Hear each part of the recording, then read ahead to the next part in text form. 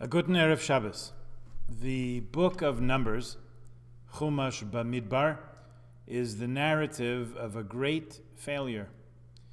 What should have been a brief journey from Mount Sinai to the Holy Land becomes a 40-year death march. The story of the spies brings down God's anger upon the people. This divine anger, even when mitigated by Moses' prayer, is expressed in the decree of an endless journey. For this generation, the only end will be in the sands. Both before and after the catastrophe, the narratives at their heart are speeches of complaint and lament, expressing a profound existential skepticism. These words are the beginning of a book called Bewilderments, which are extended reflections on Bamidbar, the fourth of 5 Chumashim, by Dr. Aviva Gottlieb Zornberg. We were meant to have Dr. Zornberg speak to us in person in Kehillat Shari Torah a year ago, last May. Of course, that was postponed indefinitely, Biglal HaKorona. We had a video of her last year for Shavuos on our webpage. I believe you can still find it there under the Shavuot videos, if you like. We're a year later, and the quarantine, which was meant to take a few weeks from March, turned into not just a few weeks, but a few months, and now we're into our second year. We would love to go back to the way it was, maybe much like the Bnei Yisrael in the Midbar, who just wanted to go back, no matter what that entailed. But they couldn't any more than we can. We look forward, and we ask what will be the outcome of having gone through such an experience.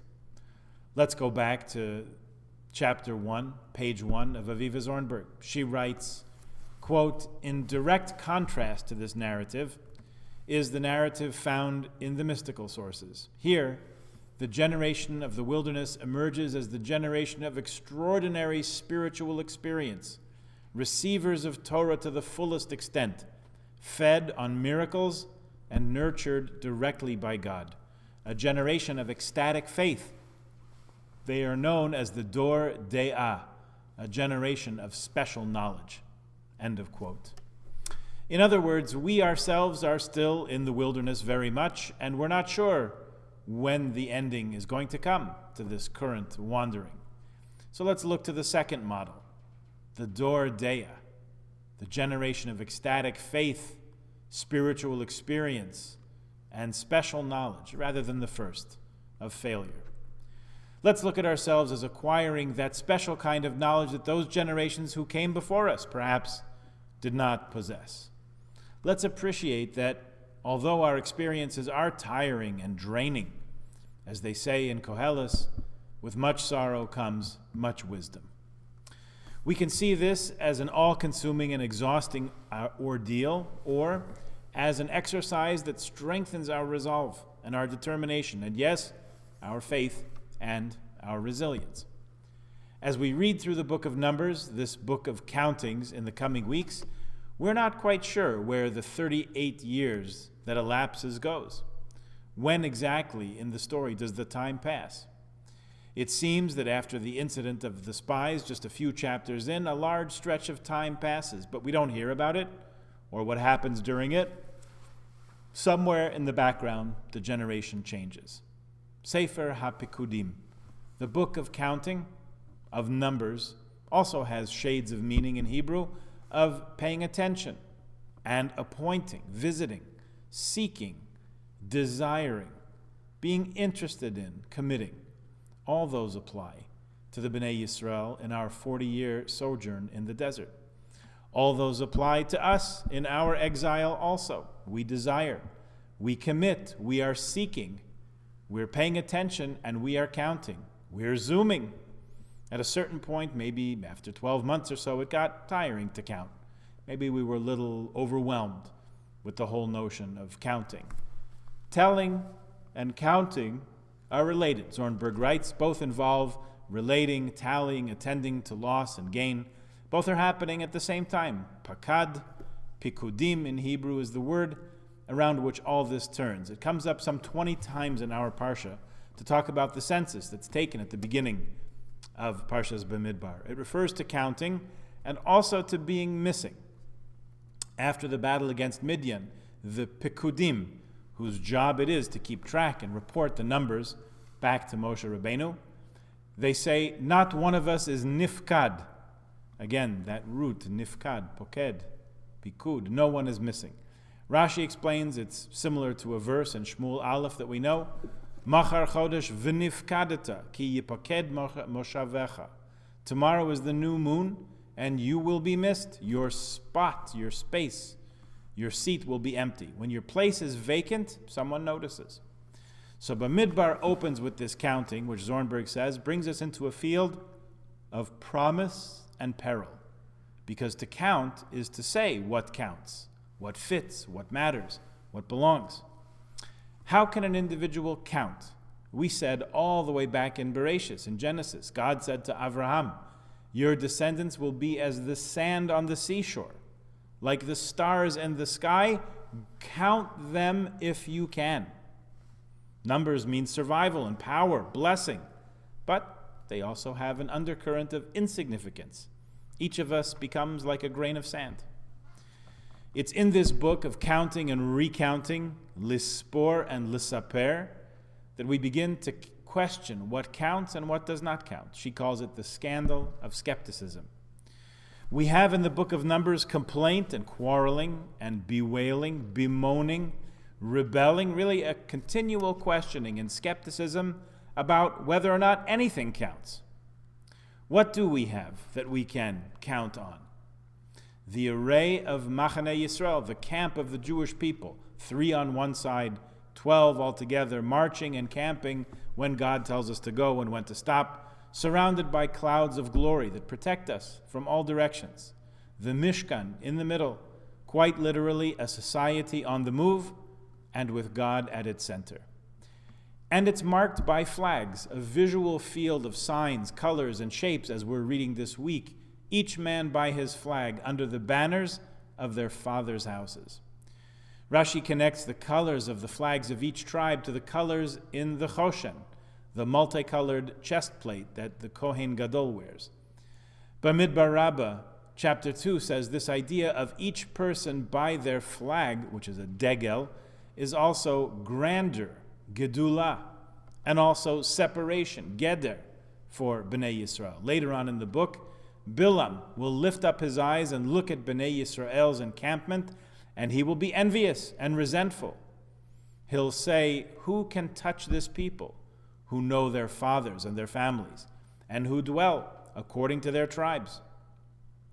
All over Song of Songs, the deeply poetic and emotional Shir HaShirim, the book that describes the love between God and Israel. In chapter 5, it speaks about the chariots of God in Psalms being marked out by banners, and the Bnei Yisrael longing to be counted in such a fashion, under these flags. Chapter 2 of the same book, his banner over me was love. So that same medrash, as before, has God telling Moshe, go arrange them under the banners as they have desired. The flags are the flags of desire. What is desired?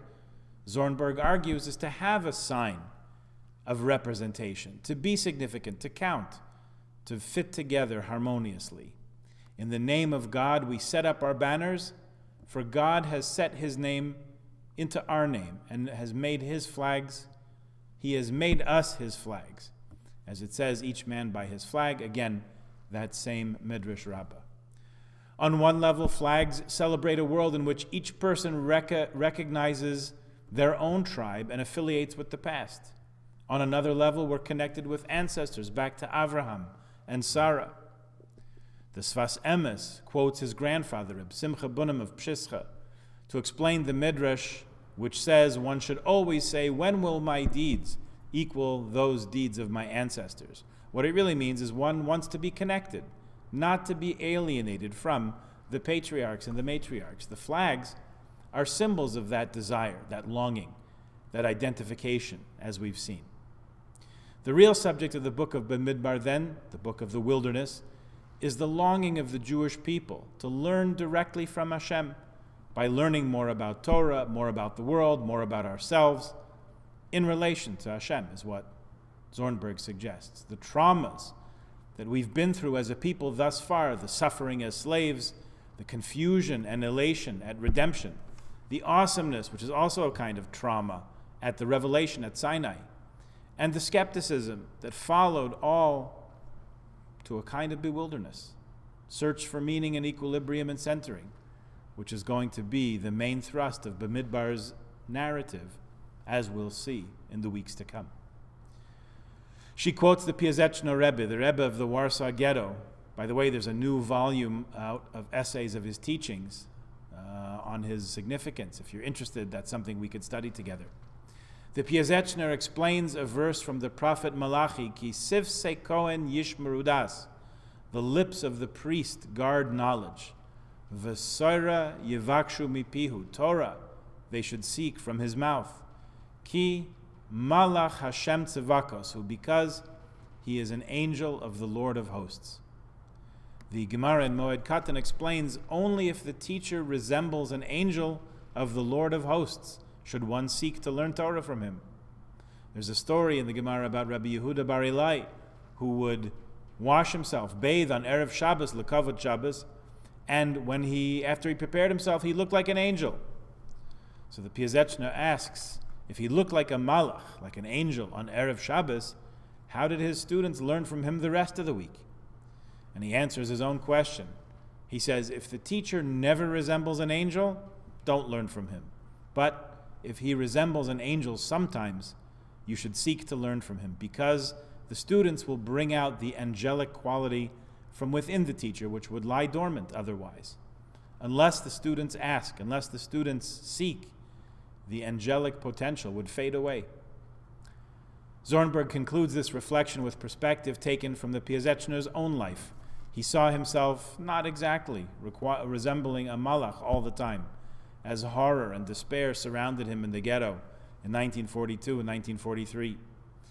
But he said that the desire of students to learn was drawing out das, the Torah from the lips of the teacher that were waiting for someone to ask, someone simply to desire them. Our despair is not his despair. We see, or we're told, that there is light at the end of the tunnel. We just have to stick it out. The Piaseczner's tunnel only ended in darkness. For the generation of the Midbar, their journey became what they made it. It would have been short and sweet, but it turned into a lengthy, extended wandering. And that, through desire to know, to understand, to connect, to draw meaning out of long-suffering experience, they reached a level of appreciation of God and the world and themselves that arguably the Jewish people had not reached before them. It would be nice if this were our last Bamidbar in the desert, if by this time next year we were promised, assured that we would all be at home in the way we were just 2 years ago, only much wiser and having been made better for the experience. What really determines that, really, is what we make of the time that we have. Skepticism is not forbidden, but it's not an absolute position either. If we remain open to appreciating and accepting and internalizing wisdom, wisdom from experience, wisdom from our teachers, perhaps we too will start to resemble angels a little bit more. Shabbat Shalom.